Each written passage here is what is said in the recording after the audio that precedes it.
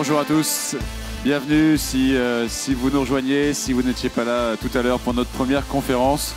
On est très heureux de vous accueillir ici sur ce salon VAP Expo, 12e édition ici à Villepinte. C'est la dernière journée, on est là depuis samedi avec évidemment des conférences d'actualité, des débats sur scène. Et il va être question maintenant du marché européen et aussi des États-Unis. Alors on a un très beau panel sur scène. Je vous invite à brancher vos traducteurs intégrés. On va plutôt parler en anglais si ça vous convient pour cette conférence. On essaiera de traduire un peu en français pour être sûr que tout le monde soit bien embarqué avec nous. Mais voilà, la langue principale, ça sera l'anglais. On va évidemment parler de l'actualité qui vient bouleverser un petit peu ce thème qu'on avait originellement fixé. Mais on ne peut pas faire fi de l'actualité. Donc voilà, comment est-ce que dans tous ces pays qui sont représentés ici sur scène, comment est-ce qu'on s'adapte à l'actualité? Quels sont aussi les chiffres? On va faire un portrait de chaque pays, les chiffres du marché de la vape, le nombre de boutiques, etc. C'est le sujet du jour. Et puis bien sûr, comment est-ce qu'on réagit à l'actualité dans ces différents pays? Welcome everyone. Thank you very much for being here. We have guest stars for us today. Welcome, merci d'être avec nous. Je voudrais vous présenter pour commencer. Alors elle parlera en français pour le coup. C'est Aurélie Crouzet qui est avec nous. Je vous laisse lever la main, mais vous êtes la seule femme, donc on vous identifie bien sur ce plateau. On peut applaudir Aurélie Crouzet, s'il vous plaît. Vous travaillez à l'IFOP et vous monitorez à l'IFOP le marché de la vape. Donc les chiffres, les tendances, etc. C'est quelque chose que vous connaissez bien. You work for this IFOP Polling Institute, the French Polling Institute, and you know all the figures about the French market and the vape. So thank you very much for being here today. We also have on our stage with us today Dimitris Agrafiotis, yes, and you are American. You sound Greek, but you are American. Thank you very much for being here, Dimitris. And you are the Executive Director of Tennessee Smoke-Free Association. Right, so you'll be, of course, talking about the states and the state market. Thank you very much for being here. We also have Phil Sheck. Welcome, Phil. On peut applaudir.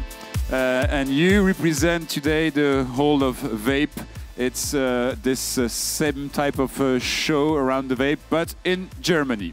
Thank you very much for being here. Donc voilà, Phil, il représente The Hall of Vape. C'est à peu près l'équivalent de Vape Expo, mais aux États-Unis. À côté de Phil, il y a Roberto Fernandez. Bienvenue, Roberto. Alors, vous avez une boutique à Nantes, la Vape de Lille, mais vous êtes aussi là, et un peu plus là aujourd'hui, parce que vous êtes également adhérent de la SI2V.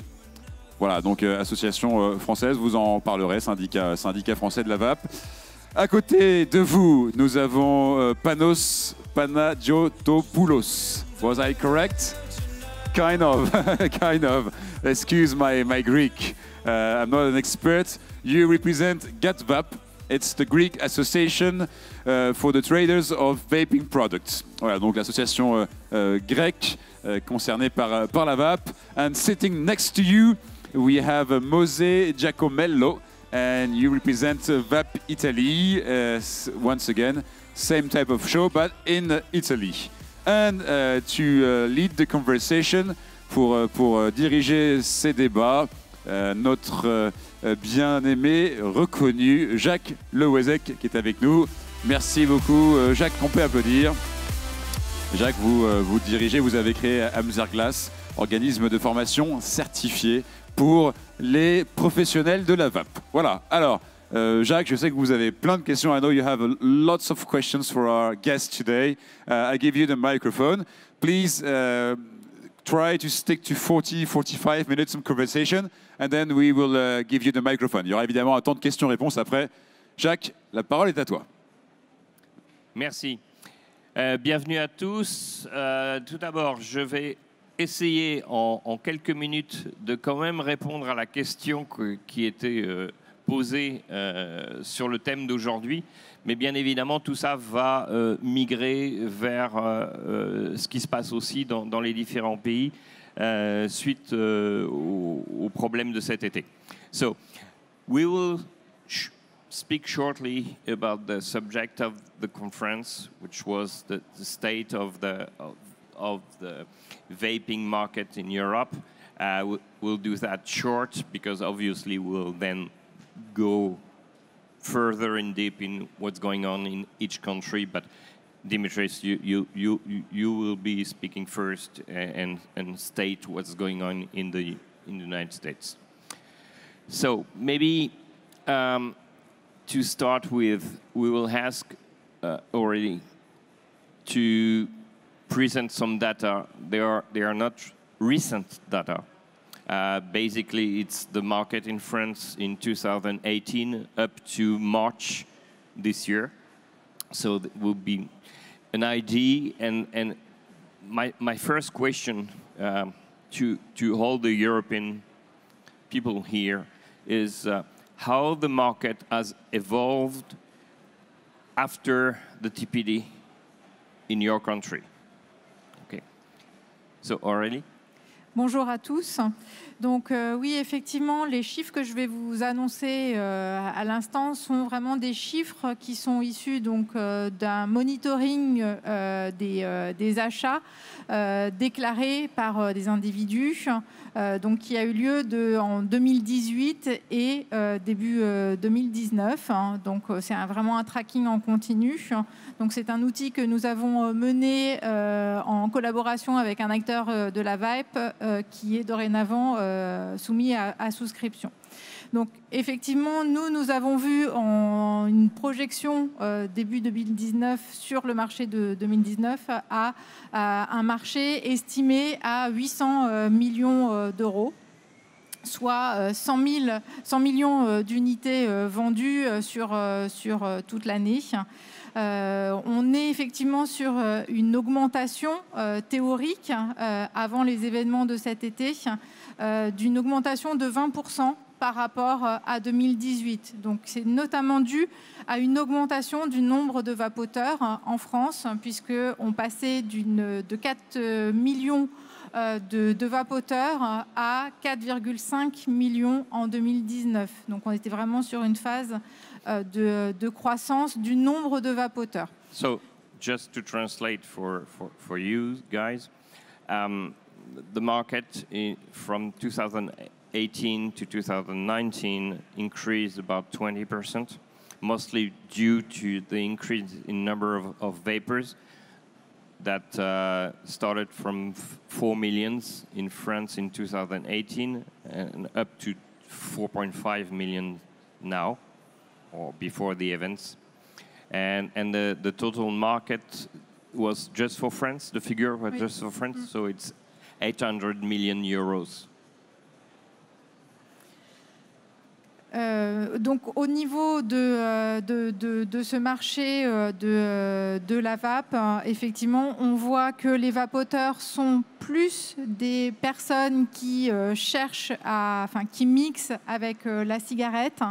On est sur des 2/3 de personnes qui mixent avec la cigarette et 1/3 qui sont vraiment exclusifs vapoteurs.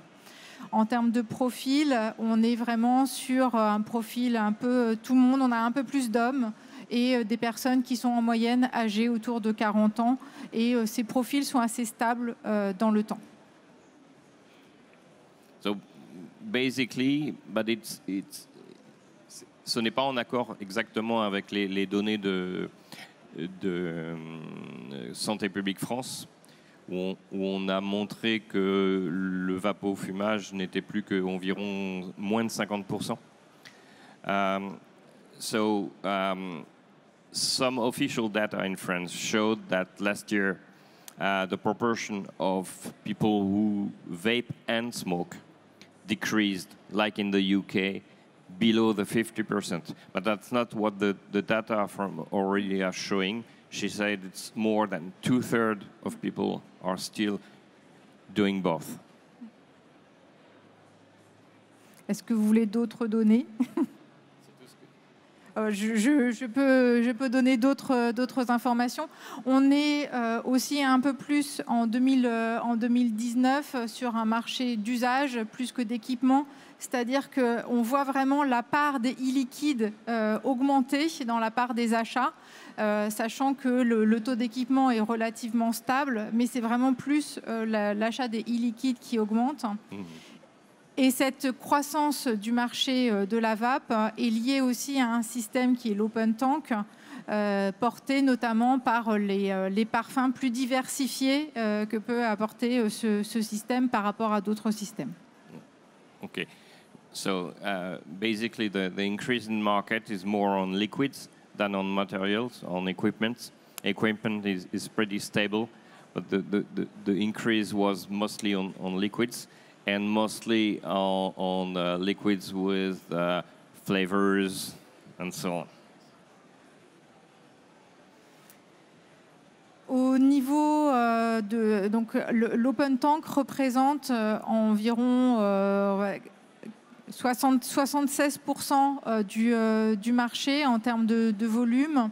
C'est ce système qui est en augmentation puisqu'on est à plus 4 points par rapport à 2018. So open systems are the major player with 74. 76.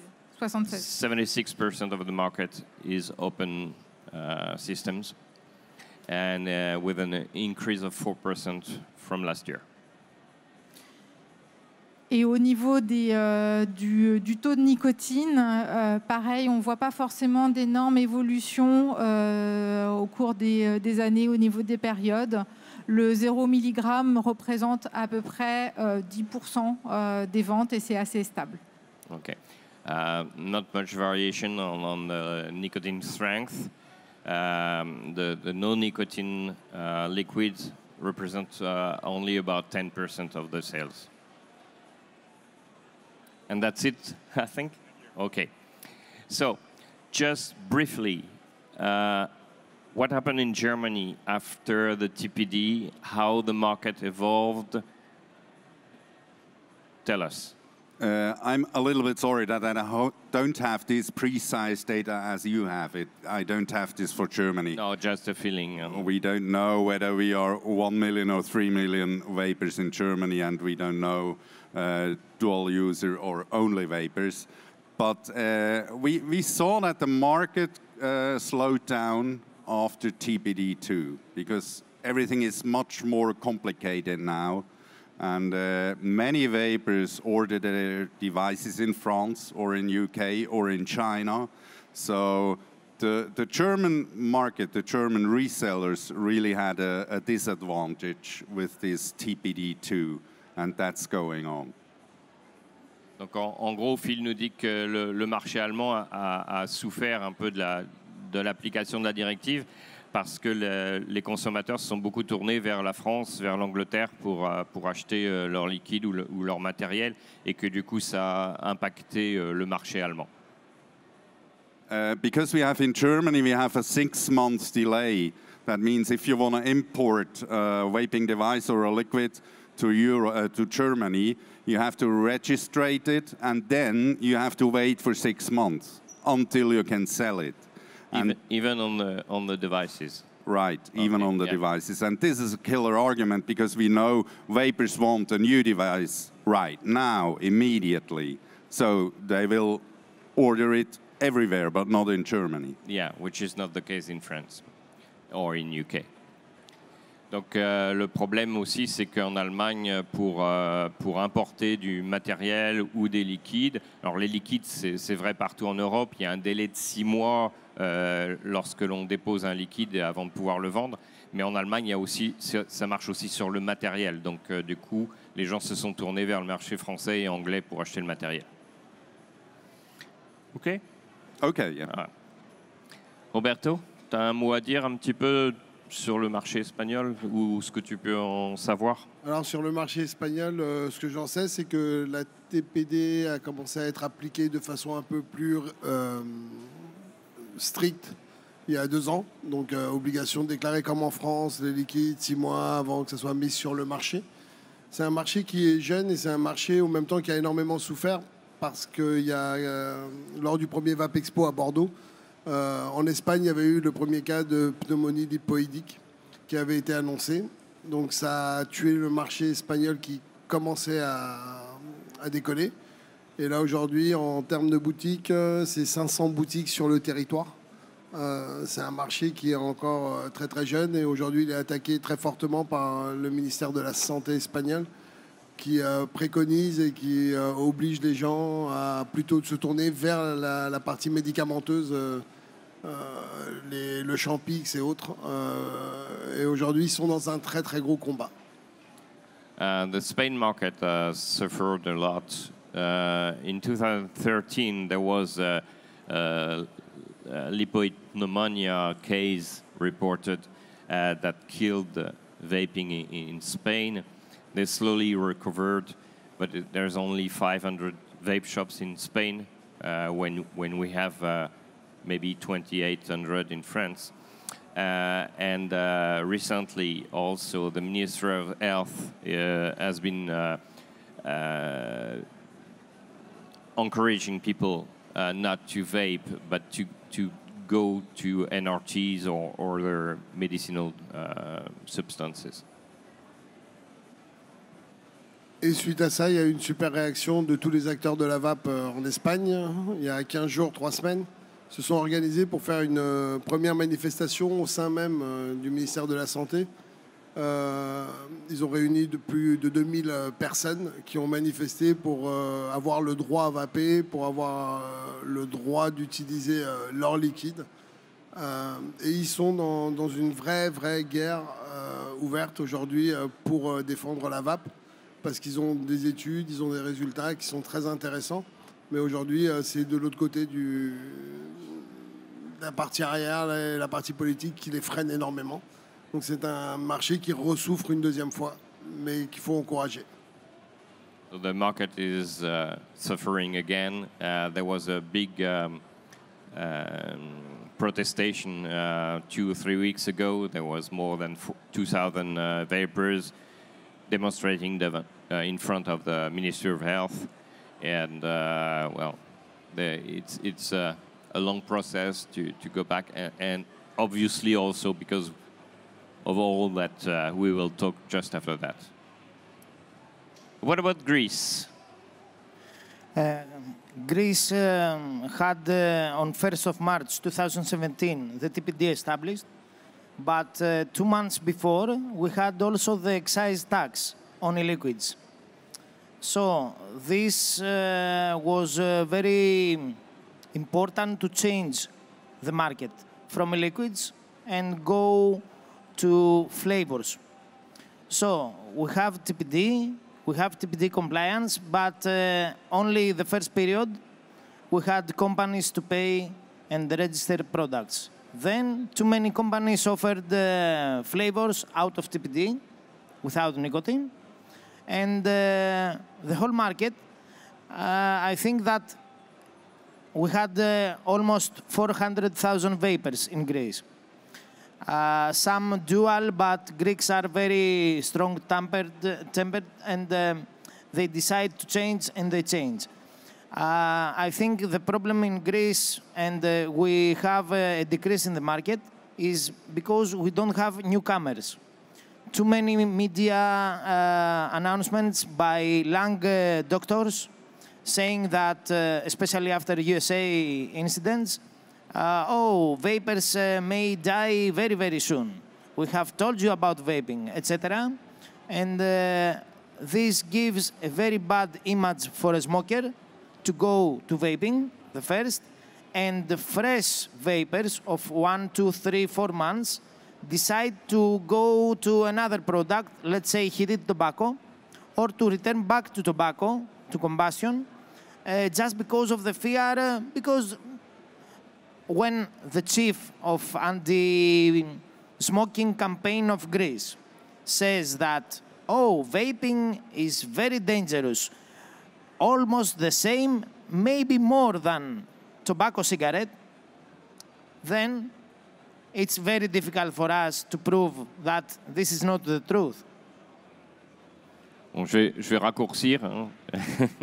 Mais la Grèce a souffert en plus d'une chose en plus que l'application de la directive européenne, c'est qu'ils ont aussi eu une taxe sur le liquide et que donc ça a perverti le marché vers, bien évidemment, les liquides en zéro. Et donc beaucoup de personnes qui à la fois fument et vapent parce qu'ils n'ont pas accès suffisamment à des liquides nicotinés. Du coup, le marché s'est un peu effondré, il y a moins de propositions sur le marché. Et en fait, en Grèce, ce qui marche pas mal, c'est le tabac chauffé. Et donc, soit les gens qui sont passés à la vape assez récemment retournent soit fumer, soit passent sur le tabac chauffé, de peur que le marché de la vape disparaisse. And now, Italy. And now Italy, and where the situation is not so different, let's say. Taxation was the main issue rather than TPD in Italy. At the end of 2017, we had a taxation of 5 euros per 10 ml bottle.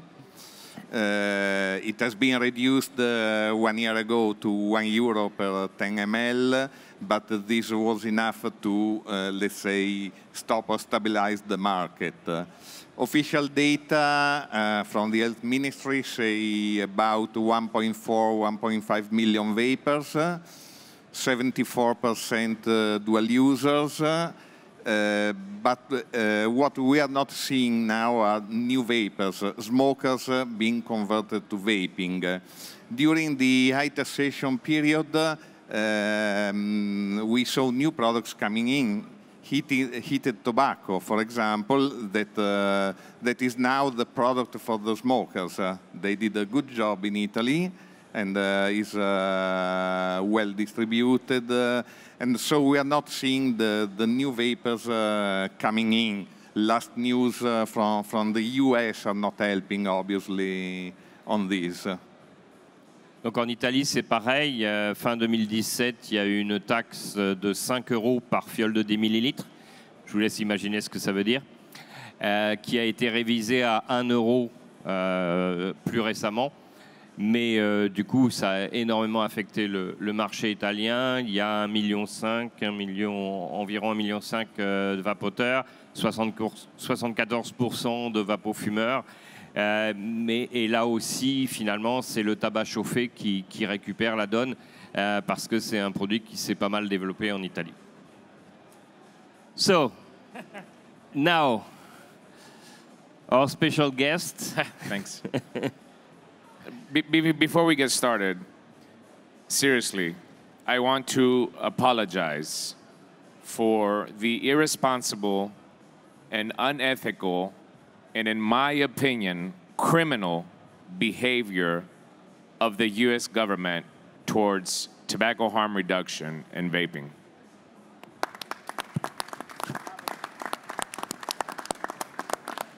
I also want to apologize to the damage that my government has done to all of you and to everybody that's sitting here for the last decade in Europe promoting tobacco harm reduction and trying to improve public health. In one swipe of the news, it took away all the hard work that you guys done here for the last decade. Thank you. Are you going to translate, or should I just keep going? No. Okay. Well, you want me to translate? No, it's up to you. Whatever you want. I was just waiting for you to translate. That's what. Besoin de traduction ou pas? En gros, Dimitri s'excuse à la fois pour son gouvernement, ce que son gouvernement a fait qui va contre la vape, et surtout pour bien évidemment les derniers événements et tout le ramdam qu'on a eu pendant tout l'été, et en particulier au mois de septembre, et qui a forcément affecté aussi le marché européen. So this is not the first time that the U.S. government has tried to do this to vaping. It started 4 or 5 years ago with popcorn lung. They tried, they failed. They tried again with formaldehyde to eliminate the industry, and they failed. They tried with battery explosions a couple years ago, and they failed. Then they started taxing products in individual states, and they failed. this action from the tainted cannabis carts, which it's not cannabis or THC that's bad, but it's the additive that they had put in these cannabis carts, was the perfect vehicle that not only the government, but big corporate profits, big pharmaceutical companies, big tobacco companies, all grabbed onto to limit our industry. And it happened very quickly. We didn't see it coming. And the domino effect has, of course, affected the tobacco harm reduction movement worldwide. So, you know, living in the US, seeing the damage that it's done, we're estimating right now in America, there's 100 vape shops going out of business every day. Every day. These are small operations, passionate vapors like us that started their business to help people quit smoking, that all of a sudden they're being bankrupt and they're losing their families, and a lot of people are staying without a job. Do you have an idea of how many vape shops there are in the Yeah, US? we're estimating in the United States there are around 10,000 vape shops. OK. So Phil vient juste de dire qu'il y a à peu près 10 000 boutiques de vape aux États-Unis et qu'en ce moment-là, 100 boutiques ferment chaque jour à cause de ce qui se passe aux États-Unis. And it's also causing an international domino effect because a lot of the U.S. companies exported their product, you know, across the world. I mean, aside from Jack Daniels and Levi's, you know, we don't have really much else to offer to the world. But Liquid was one of these products that was desired across, you know, the planet for vapors. And the products that they're producing there, because they have to lay off people, they're closing their businesses, that's affecting the supply in an international market as well, too. Oui, et le fait que des entreprises américaines qui faisaient des liquides, par exemple, vont fermer, eh bien, ça va aussi affecter, bien évidemment, le marché mondial. Just a couple of days ago, the FDA made an announcement that finally said that the common denominator that they're finding in the lung illness cases is a tainted THC or cannabis. I think THC is not the right word. Cannabis carts that we're seeing in the market. Unfortunately, the news did not report it. And I know a lot of times we talk about fake news. This is a big word that we all use. But in actuality, the reporters in America are simply reporting whatever the government tells them. And if the government tells them vaping and e-cigarettes cause lung illnesses, this is exactly what the reporters are going to put out there. So I think it's our job, people that have been this, we built this industry, you know, people like me and Phil and this Phil and this Phil. You know, we've been in this for 10 years. We built this industry, and we have never felt more let down by our government for doing this. So it's time for us to unite. This is the time for all of us, all the countries and all the vapors, to do what we need to really spend our money on is a global PR. We need to have a communications firm to be able to go out there and combat these bad news media stories that we're seeing. Unfortunately, consumers are so susceptible to the news that they see on the media. It's time for the truth, because we're saying the truth, scientifically backed. It's time for the truth to make the mainstream media circuit. Donc Phil souhaiterait que, bien évidemment, il y ait une forte réaction. Le problème, c'est que les vapoteurs, justement, sont sensibles à ces mauvaises nouvelles. Mauvaises nouvelles qui ont simplement été dictées par les autorités américaines, qui n'ont pas volontairement fait la différence entre vapotage et des substances cannabinoïdes, mais je vais revenir là-dessus parce que ça va plus loin que ça. Donc ce sont des substances cannabinoïdes frelatées qui ont causé ces maladies. En fait, c'est surtout des produits dans lesquels on a détecté des produits insecticides, phytosanitaires, etc., qui ne devraient pas être là, qui sont interdits en Europe, mais qui existent encore aux États-Unis et qui ont causé ces problèmes. Et ce que Phil aimerait voir, parce que lui est un des pionniers dans la vape, c'est une unification de tout le marché de la vape et une réponse vers les consommateurs, c'est-à-dire que tout le monde se mette ensemble et qu'il y ait une grosse campagne mondiale, globale, pour rassurer les consommateurs. I think we know a little bit more than the THC cartridge or adulterated or whatever, but it's also because there was anti-fungal smokeless product found in some samples, and that's probably more that than the THC or whatever. But it's clear that Yes. You know what's really funny about this and what's really criminal about this? That the product that is causing the illnesses is not banned. It's already illegal in America. and not regulated. And it's not regulated. So the government not only is deterring smokers from trying vaping, but the people that are getting sick will continue to get sick because they have not addressed the problem that's actually killing people in America. And to me, one day, maybe 10, 20 years from now, I know that we all are on the right side of history, but it's unfortunate that today, what the US government is doing will cause more death, and that's criminal in my opinion. Anything more? Just global data, if you want, just some numbers since everybody said. what- We're estimating the United States open vapor industry is about a $4 billion industry per year. This is the figures that we had last year. That does not include Juul and closed pod systems. That can be tracked differently, and that's not what I represent anyway. But I think from the open vapor space, the independent vape shop, which is the most important retail outlet for products, is dying. Because we consider the vape shop to be the support, the community for a customer. It's something that cannot get in a C-store or a tobacco store.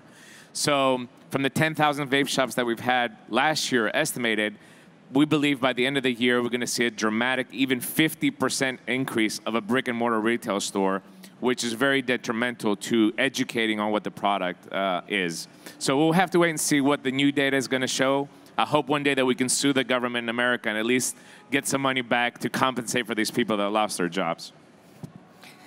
Oui, le marché américain, ça représente quand même 4 milliards de dollars uniquement dans pour les systèmes ouverts, hein, donc et qui sont disponibles uniquement via les boutiques de vape.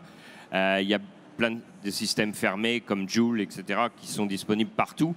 And that's also a problem of not regulating where you can sell the product. Et donc, ce marché-là, on peut le trouver dans les stations-service, chez les dépanneurs, etc.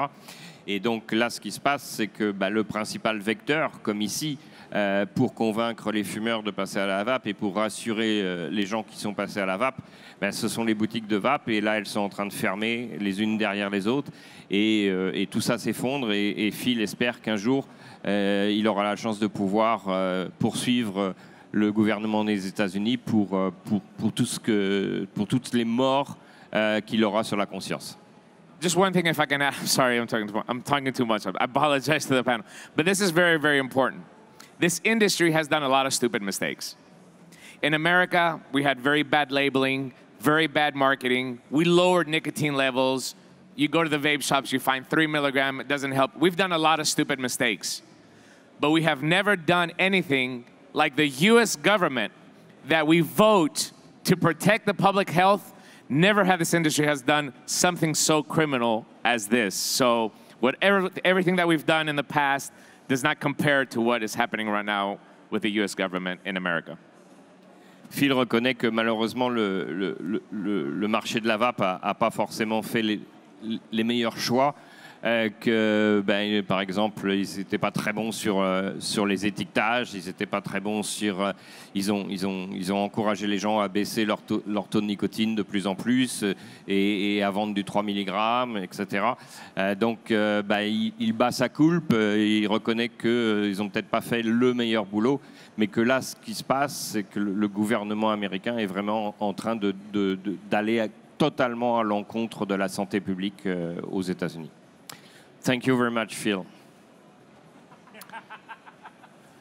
Sorry. Thank you, Dimitris. Efkaristopori.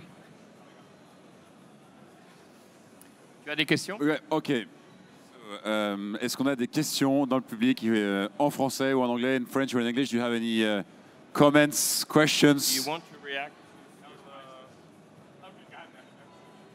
Do you want to react? No. No question. Pas de questions a priori du public. Pas de questions du public. Ah. Pas de réaction non plus? Ah, le public a tout donné à la précédente conférence. Ouais. Ah, puis là, ils se sentent un peu perdus. On est sorti de l'Hexagone. Ouais, c'est normal, je peux comprendre. We have a question. There you go.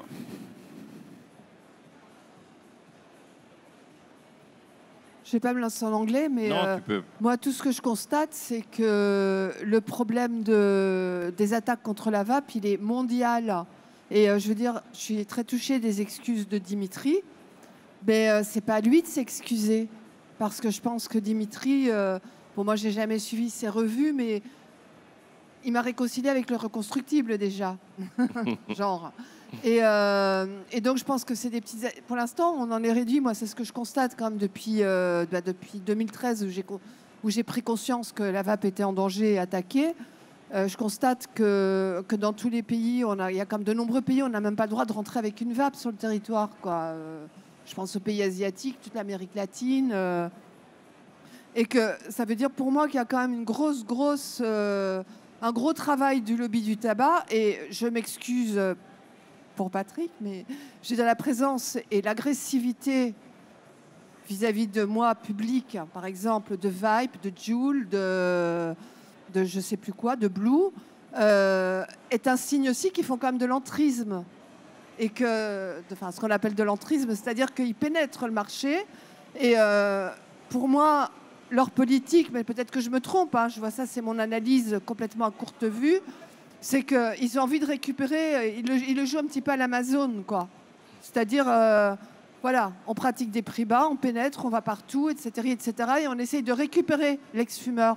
On essaye de récupérer le vapoteur pour peut-être mieux le replonger dans le tabac après, j'en sais rien. La preuve de l'Italie et de l'Espagne avec le tabac chauffé, pour moi, donné que je n'avais pas du tout avant d'assister à cette conférence, ben, pour moi, c'est juste quelque chose qui est flagrant, quoi. C'est qu'effectivement, ils ne veulent pas lâcher les fumeurs. Ils ne veulent pas les lâcher. Ils font du lobbyisme au niveau de l'Europe ici, chez nous, des institutions européennes, au niveau des gouvernements. Et les ministres de la Santé sont des pantins qui... Enfin, voilà, quoi.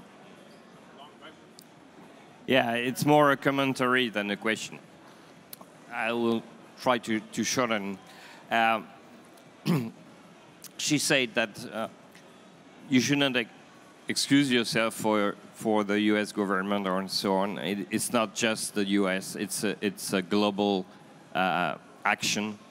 It happens everywhere, and she said, well, even here, we have the tobacco industry that is entering here.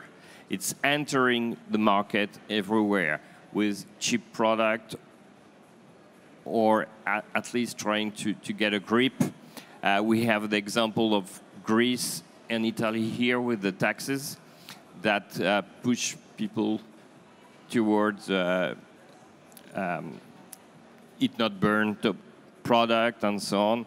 And there's so many instances that have an impact and that want to get grip on the smokers, whatever the way it is, that, well, vaping industry is in a bad situation anywhere. So just to answer, and I wish you can translate this. You know, for me and Phil, seeing companies like Blue and RJR in a vape show like this is disheartening, because we built this industry. YouTube, ECF, forums, people that DIY'd, we were around before these guys were, okay? And I understand that they have now a less harm product on the market. But guess what? They can sell the alternative.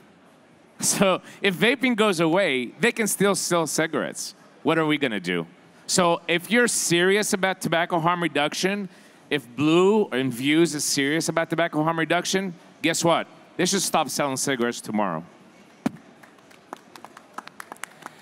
Donc, en fait, Phil répond qu'il est très désolé aussi de voir Blue, Vibe, etc. ici, et que le problème, c'est que eux, de toute façon, ils viennent mettent la main sur effectivement le marché que les vapoteurs ont construit, que tout le monde a construit. Et que de toute façon, eux, ils ont un double intérêt parce que de toute façon, si la vape s'écroule, ils pourront continuer à leur vendre des cigarettes. Oui, bonjour. Pour vous répondre, moi je m'appelle Xavier Brunswick et je travaille chez British American Tobacco et c'est nous qui commercialisons Vype. Donc je vais vous répondre très franchement sur nos intentions et ce sur quoi on travaille. Nous, on a dépensé plus de 5 milliards de livres. On est une grosse boîte, on a énormément d'argent pour dépenser en R&D et donc 5 milliards en recherche et développement. On rachète des boîtes. Donc c'est pas pour tuer le marché. Nous, on n'a qu'un objectif, c'est de faire grossir la catégorie et de travailler en ce sens. Moi, mon job, c'est d'aller voir des parlementaires, d'aller voir des journalistes, d'avoir des rendez-vous, d'aller voir les autorités de santé et de leur expliquer en quoi la cigarette électronique aujourd'hui, elle répond à des enjeux de santé publique. Et on a un savoir-faire là-dedans. Vous pouvez dire qu'on est des méchants, qu'on vend des clopes, c'est vrai, on vend des cigarettes aussi. Mais on a un savoir-faire pour aller voir les autorités de santé et tenter de les convaincre qu'il y a un deal à faire et qu'on peut aller vers davantage de risques réduits pour le consommateur. Moi, c'est mon quotidien. Donc je veux bien que vous disiez on est là pour enfermer les gens dans la cigarette. Moi, c'est pas ce que je fais au quotidien et c'est pas ce pourquoi j'ai été recruté. Et aujourd'hui, je vois des parlementaires tous les jours et c'est la direction vers laquelle on va. Alors oui, on veut un marché qui soit plus réglementé. Oui, on veut plus de responsabilité de la part des acteurs, mais parce qu'on considère que si on n'est pas plus responsable, alors on n'y arrivera pas. Alors j'ai oublié de traduire la fin de ce qu'avait dit Phil, et ça je vous l'adresse. Si vous voulez vraiment aller sur la réduction du risque et faire des produits qui vont éviter à des gens de mourir, arrêtez tout simplement de vendre des cigarettes. Excusez. Non, pas du tout. Alors, je vais vous dire juste une chose.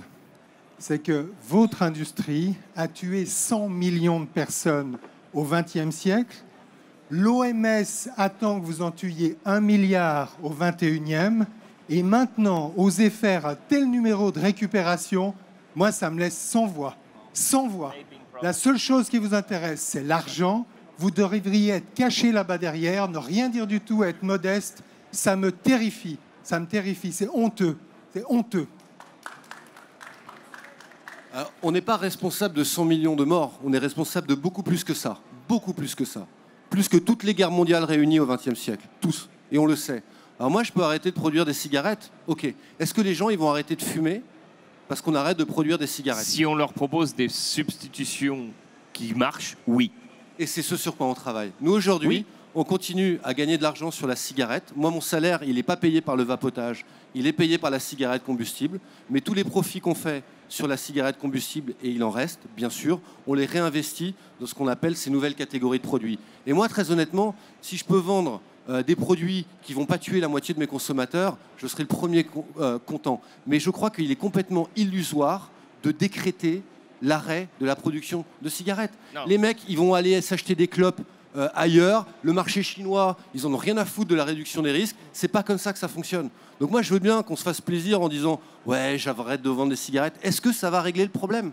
Est-ce que si BAT, est-ce que si Philip Morris, demain, en France, arrête de vendre des cigarettes, est-ce qu'il y aura moins de fumeurs? Non, il n'y en aura pas moins. Il y aura moins de fumeurs si on est capable de leur proposer des produits de cigarettes électroniques, notamment, à risque réduit et qui satisfassent le consommateur. Et si on arrive à convaincre les autorités de santé que c'est une vraie solution. Alors peut-être que c'est hyper cynique, c'est vrai. Peut-être qu'il n'y a que l'argent qui nous intéresse. Ok, c'est vrai. Ouais, il n'y a que l'argent. Admettons. Moi, c'est pas que ça qui me drive. Moi, je ne suis pas payé sur les résultats financiers, etc. Mais admettons qu'il n'y ait que ça qui nous intéresse, que l'argent. Parce qu'on veut engraisser nos actionnaires, ce qui est vrai. Est-ce que pour autant, on apporte une solution au problème actuel? Moi, j'ai bossé dans l'industrie pharma. On nous accusait d'avoir des médicaments beaucoup trop chers. En oncologie, par exemple, on a des thérapies à 5 000, 6 000, 7 000 balles par mois. Et on peut se dire, c'est dégueulasse, ils font du fric sur le dos des malades. Il n'en demeure pas moins qu'on produit de l'innovation thérapeutique et qu'on sauve des vies dans l'industrie pharma. Moi, si je pouvais faire la même chose dans le tabac, eh ben, j'en serais ravi. Donc voilà, ça ne plaît pas, mais c'est la vérité. Yeah, but let me say something, okay? Can I say something where you translate real quick, Jacques? If your company and Philip Morris and Altria believe in tobacco harm reduction, where are you in America right now? Why aren't you fighting the government that is killing this industry? Where are you? No, you're bending over, you say, yeah, 21 and up, let's do whatever the government says. Eliminate flavors in America, your company and every other company. If you believe in tobacco harm reduction, why are you not fighting for me in America right now and everybody here?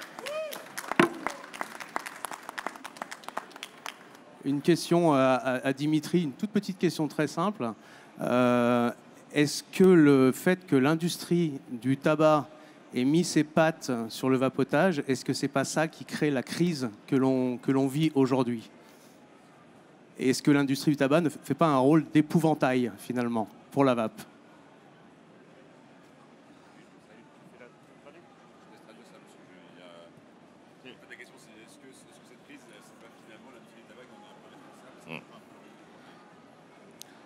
The question is, isn't it the tobacco industry that is actually causing the problem in the US?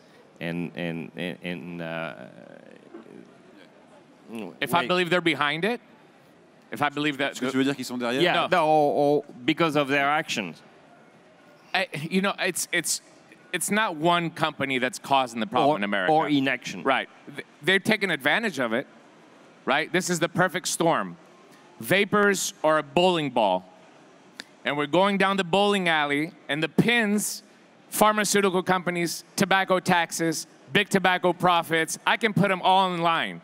And as soon as this ball is coming down, all of a sudden now we found the one product that has nothing to do with us that everybody's taking advantage. I don't think it's big tobacco that's causing the problem, but they're certainly not helping the situation of where we are right now. Je vais me permettre de vous répondre, monsieur, qui est très fier de faire de la réduction des risques, qui est très fier de fabriquer du tabac, qui est très fier de pouvoir dormir et d'être payé par Big Tobacco. Big Tobacco, ici en France, là, depuis qu'on est là, il y a des gens qui sont morts. Big Tobacco, tu vois, moi, par exemple, ça a failli me coûter la vie. Mais quand vous arrivez ici, même si je prends toute la hauteur nécessaire, d'accord, c'est un device, dans votre liquide, votre boîte, elle a dénigré pendant des années en nous disant que c'était pas la combustion le problème, que c'était la nicotine. Vapewave, dans le film, c'est très bien décrit. Ils sont tous là sous serment et ils disent que ouais, le problème c'est la nicotine. Aujourd'hui, demain, vous rentrez dans le marché. Aujourd'hui, vous avez plein d'industriels, plein de fabricants de matériel qui essayent de sortir les produits les plus soft possibles. Vous prenez, vous, là, devant tout le monde, l'engagement de faire des produits aussi clean?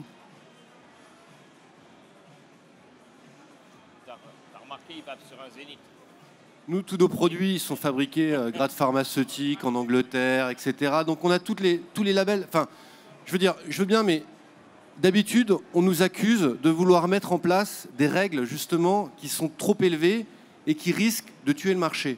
Alors que nous, on est plutôt favorable à, effectivement, des règles qui permettent de restaurer la confiance. Nous, c'est ce sur quoi on travaille. On n'est pas pour avoir des produits tout pourris qui vont faire peur aux gens. Après, là où je rejoins Sébastien, c'est que oui, quelque part, le fait que l'industrie du tabac soit active dans le milieu du vapotage, ça peut, sur certains aspects, effectivement entraver le développement du vapotage parce que les gens, ça leur fait peur, ils se disent il y a Big Tobacco derrière, etc. En même temps, il y a aussi un autre effet, c'est tout le boulot qu'on est en train d'essayer de faire pour proposer un cadre réglementaire qui soit favorable à l'émergence de la catégorie. Donc ça va dans les deux sens. Oui, on crée de la suspicion, mais en même temps, on déploie beaucoup d'efforts. Par exemple, nous, on ne s'adresse pas forcément au même public. Quand tu prends un mec qui est dans un bureau de tabac, par exemple, qui va acheter son paquet de clopes, nous, on va lui proposer des petits produits comme ça qui sont assez faciles à utiliser avec des capsules. C'est pas la cible ici, c'est pas le public, mais c'est des gens qui, grâce à ça, vont plus facilement arrêter de fumer. Après, c'est des mecs, ils vont aller en vape shop, ils vont s'acheter des pods mode, ils vont s'acheter des trucs beaucoup plus gros, ils vont s'acheter des liquides et ils vont découvrir autre chose. Je pense qu'on est vachement complémentaires là-dedans. Mais nous, on connaît les consommateurs, on connaît les fumeurs. Je veux dire, c'est notre quotidien, on les connaît les fumeurs. Tu sais que nous aussi, on les connaît les fumeurs. Mais très bien, mais c'est ceux qui ont poussé les boutiques, les portes des boutiques, c'est ceux, attends, j'en fais partie. C'est ceux qui sont venus dans cette industrie-là. Elle a été développée par des passionnés qui ont fait des produits méga propres, qui se mettent eux-mêmes une pression de dingue pour offrir aux vapoteurs le meilleur produit possible. Le fait que vous veniez là, effectivement, c'est juste très suspicieux et ça freine énormément. Ok ? Alors après, faut pas venir nous la faire genre, on arrive aujourd'hui, c'est la réduction des risques. Non, la réduction des risques, il y a longtemps, on le savait. Vous aviez aussi bien les moyens de le faire, de le prendre. Et il n'y a pas plus de gens qui arrivent dans un bureau tabac que maintenant, les mecs. Donc là, aujourd'hui, vous êtes là parce que vous avez vu que, comme disait très bien Dimitri, il y a une grosse bombe qui arrive, que là-haut, il y a de la caillasse qui se perd et que vous en avez rien à foutre de sacrifier, comme en Inde, 900 000 personnes qui vont crever parce qu'on interdit la vape. Mais hey, on va où, là? On marche sur quelle tête? On parle d'être humain, bordel. On ne parle pas d'autre chose. Donc si vous êtes aussi humain que ça, si vous êtes aussi clean que ça, au lieu de prendre, demande à tes buralistes de virer la carotte du tabac en France et de vendre de la vape. Bien sûr que je te rejoins qu'il y aura toujours des fumeurs. Personne n'est venu nous mettre un flingue pour commencer à fumer. D'accord? Mais aujourd'hui, on a des moyens de sortir les gens safe, faits par des passionnés, des gens qui le font propre. Qu'est-ce que vous venez vous inviter à la danse, gars? Ça marche. Pourquoi vous venez? Comment t'expliques qu'on soit qu'à 3 millions de vapoteurs en France, qu'on ait toujours une prévalence tabagique de 30%, on est juste derrière la Bulgarie et juste derrière la Grèce au niveau de l'Union européenne, ce qui n'est pas franchement un résultat super en matière de réduction de la prévalence tabagique, alors qu'en Angleterre, ils arrivent à diminuer par deux leur prévalence tabagique. Demande à nos gouvernements pourquoi ils ne nous ont pas poussés. Mais en Angleterre, pourquoi ils n'écoutent pas les études anglaises? Moi, j'y travaille à ça, je t'assure. Attends. Mais en Angleterre, ils ont commencé en 1999. Ils ont commencé en 2000. Il y a eu le livre blanc en Angleterre et l'État a mis de l'argent pour que les gens arrêtent de fumer, ce qui n'a jamais été fait en France. Et on ne demande pas autre chose. Voilà. C'est ça la différence. Can I add something? Sure. I don't know what's going on, but I do want to. I want to clarify something. You know, I'm an intelligent person. I'm a smart person. I don't have a problem with your product. Vipe, Juul, harm reduction, much better than cigarettes. I don't have a problem with your product, but I do have a problem with your strategy of using government regulation, government affairs to monopolize and be the only product on the market. That's what I have a problem with, okay? I believe in harm reduction. I don't believe in monopoly at all, especially when it comes to nicotine delivery. Alors, d'autres questions? D'autres commentaires? Non, mais bon. Jacques, je te laisse la conclusion. Madame. Kathleen, tu as encore une petite question? En gros, je voulais appuyer ce que vient de dire Roberto en disant que c'est très bien que BAT aujourd'hui, mais d'autres industries du tabac s'invitent et puis effectivement se réapproprient quelque chose qui vient quand même des fumeurs et non pas des entreprises du tabac. Et je pense que c'est ce que tu voulais dire, Roberto, quelque part. Et, oui, voilà, et puis le fait que ils ont beaucoup de moyens et qu'ils auraient pu commencer un peu plus tôt. Voilà, tout à fait. Et peut-être commencer par ne pas les signer. Rien que Philippe Maurice, 18 amendements à la communauté européenne pour la TPD. Voilà quoi. Moi, je ne les crois plus. Ils nous mentent depuis plus de 100 ans. Donc, il peut venir, monsieur BAT, avec toutes ses bonnes idées. C'est même pas la peine de venir me voir après. On ne discutera pas. Mais je veux dire, moi, je ne le crois plus, quoi. On m'a menti. J'ai vu trop de gens, à commencer par le père de mes enfants qui a décédé d'un cancer du poumon. Donc, merde, quoi. Allez vous faire voir. Au revoir, monsieur. Too many people have been deceased by the tobacco industry. Whatever they say, whatever they will do, there will be always this background behind and those who save their life by switching to vaping don't want to go back buying something from the tobacco industry. You're absolutely right. There's a way to coexist. When I go talk to legislators in America, I never say anything bad about big tobacco. If they want to be on the market with a less harmful product, that's great. I just want to be able to compete. I want to be able to be in business and compete with them. And every other person in here that started their business to help people quit smoking, they should be able to stay in business in order to compete with big tobacco. This is what we want. Even if we have the same products, let us be on the same playing field and let the consumer choose. Donc ce que Dimitri dit, c'est qu'il n'a rien contre le fait que l'industrie du tabac fasse ce genre de produit, simplement qu'il laisse les acteurs de la vape faire leur boulot, que le terrain soit le même pour tout le monde et qu'il n'y ait pas de monopole. Voilà, et qu'ils puissent lutter à armes égales. All right. Thank you very much. Merci pour, ouais. ce mot de la fin. Jacques, je te laisse à la conclusion. On va conclure. Eh bien, de toute façon, déjà, tout d'abord, merci à tous. Merci, vous êtes nombreux. Ça fait plaisir de voir que les 2 conférences de ce matin ont amené du monde. Je sais bien que l'actualité a probablement permis ça, mais pourtant, on l'avait pas, on n'avait rien dit dans le titre des annonces. Donc voilà, merci. Thank you very much to all of you. Merci à tous les intervenants. Je vous souhaite à tous une bonne fin de salon, un bon retour dans vos entreprises, dans vos boutiques, avec la hargne, avec la pêche, pour aller chercher les fumeurs et continuer à faire le très très beau travail qu'est la vape. Il n'y a pas beaucoup de boulot où on peut sauver des vies tous les jours. Merci. Merci Jacques Loezec, on peut applaudir très fort. Merci à vous. Thank you very much for your warm visit. Merci pour vos questions, ces échanges. Bonne soirée à vous. Le salon est encore ouvert, il ferme ses portes à 16h30, donc ça vous laisse encore du temps pour y discuter, échanger et bien sûr aller rendre visite à nos 170 exposants. Merci, bonne soirée et à très vite. Ciao.